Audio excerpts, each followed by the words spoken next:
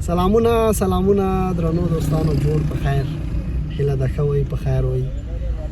یو بل ولاګ ته تاسو ټولو ته ښه راغلاست وایم. ما سره زما ګران دوست همکار مې بشیر احمد عثماني صاحب را سره ملګری ده. نو هسې دفتر نه راووتلو، په ویډیوګانو مو بحث کاوه، خبرې مو کولې. نو ما ویل راځه یو ویډیو به لکه شروع کړو، دوستانو سره به وګورو، عثماني صاحب هم در سره معرفي سي او د ما په ویډیوګانو کې به راشي. څنګه عثماني صاحب؟ اول خو په خیر راغلی. مننه ساحل صاحب.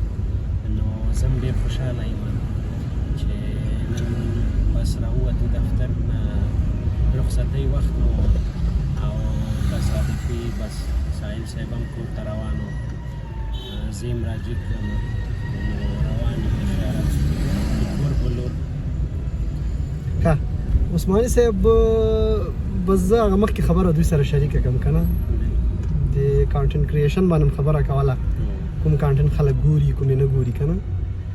نو د افغانستان ټولنه ده، نو هر څوک چې هغه خپل کانټنټ جوړوي باید لکه آیډینس وګوري که نه، چې فرضاً دوی چاته غواړي خبرې وکړي، چاته غواړي ویډیوګانې جوړې کړي. مونږ په ژورنالیزم کې هم لکه یو بحث د آیډینس کتلو مسله لرو.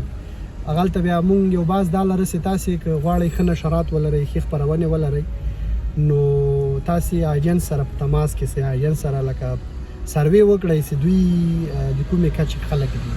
یو دا چې دوی د کومې کچې خلک دي، بل دوی څه غواړي ستاسې په رسنۍ یا ستاسې په چینل یا ستاسې په خپرونه کې وګوري. نو زما په نظر هم دا مسله عثماني صاحب ډېره مهمه ده. چې کله مونږ کانټنټ کریشن کوو، نو لکه زه معمولا زما په یوټیوب چینل باندې ډېر ارواپوهنیز مسایل راځي.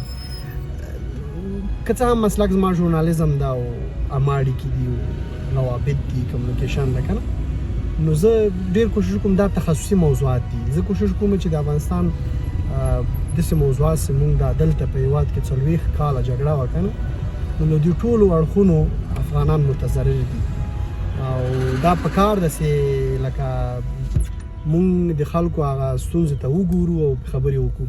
زه خپلې معمولا تجربې شریکوم، خپل لوست شریکوم، خپل مطالعات شریکوم، ګوندې یو چا سره کومک وکړي. که ته څه وایې؟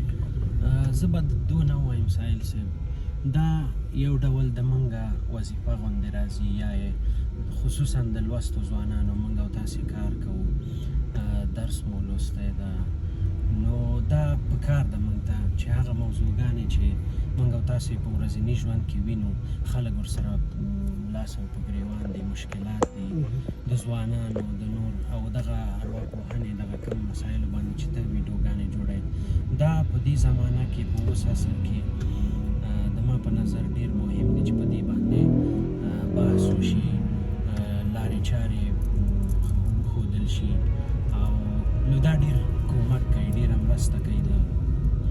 زه به عثماني صاحب یوه پوښتنه وکړم. تا له نظره مثلا ته خو په ټولنه کې ژوند کوې، خلک ګورې، لکه پوهنتون کې ملګري در سره وو، تحصیل کرده خلک در سره وو، بیا ټولنې ته ځې، کلیوال نو سیمو ته ځې، ته د افغانانو په ارتباط څه نظر لرې؟ دا زموږ کلتوري مسایل، زموږ محدودیتونه لکه ګڼل کېږي. راځئ چې په دې یوه خبره وکړو چې دا خپل لکه دا په ټولنه کې دا فکر څنګه رالوړ کړو. ځینو داسې مسایلو ته د ځوانانو فکر یې چې هغه نه اهمیت لري، نه یو چاته ګټه رسوي، نه په فضول موضوعاتو باندې خبرې کوي، او فلانی داسې ده، فلانی هسې ده، او دی داسې کوي، دی هسې کوي، او تاویل ماویل پکې ډېر وي.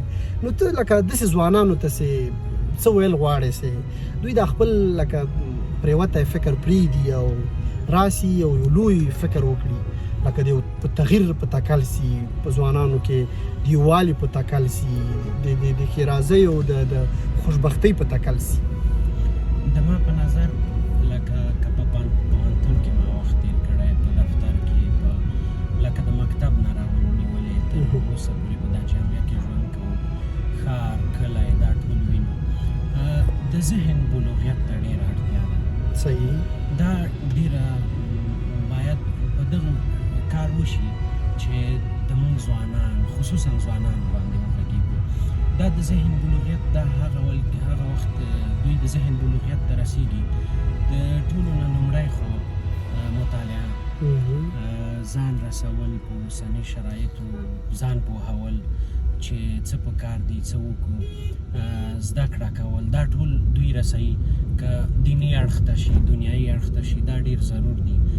نو ټولو نه زیات مهم دا ده د ذهن بلوغیت. ځکه اوس ډېری ځوانان موږ وینو په داسې شیانو باندې اخته دي چې هغه فضول دي، تا په خبره هېڅ مهم نه دي، ارزښت نه لري، په دې وایي خپل دا ټول د په دې باندې هغه کوي چې دوی مطالعه یې کمه ده، ژوند کې هغه څه ته نه دي رسېدلي، چې هغه سټیج ته نه دي رسېدلي چې باید د ذهن د دوی پوخ شي، په مهمو شیانو باندې تمرکز وکړي، دوی ته څه پکار دي، آینده د دوی خیر نورو ته ورسیږي. نو د ټولو کې ذهن بلوغیت دا ډېره عثمان صاحب ډېر یو مهم موضوع ته اشاره وکړه. ذهني بلوغیت هغه لکه د خلکو ته باید دا روښانه سي. یو خو بلوغیت دا چې جسمي بلوغیت دی که نه، یو څوک لکه 13 کاله عمر افغانستان کې قانوني پوره کړي دی، بیا له هغه وروسته بلوغ ګڼل کېږي. عاقل بلوغ هغه په ځینې شرایطو په شریعت کې هم شته.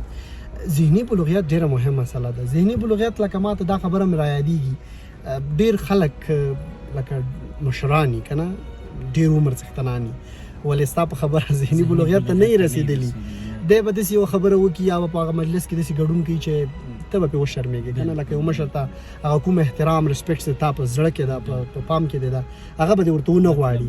هغه علت دا داسې دی لکه تا په وینا ذهني بلوغیت ته نه دی رسېدلی. نو ډېره مهم موضوعاتو ته یې اشاره وکړه. غواړم چې دا ویډیو، دا بحث، دا خبرې اوږدې نه سي. له خیره دغسې به کله کله راپېښېږو به موږ د دې ټولنې په ځینو ستونزو به خبره کوو تر څو خلکو ته ورسیږي، او خپله به ملګري هم هڅوو، خپله به کوشش کوو چې دغسې ستونزو ته لکه تن ورنه کړو، پېښ نه سي او سره مخامخ نه سو. مننه له تا نه سایل صاحب، هر وخت دې هڅه کړې، ځوانان دې هڅولي او ډېر مهم مسایل څېړي. مننه. په خیر اوسې. بای بای.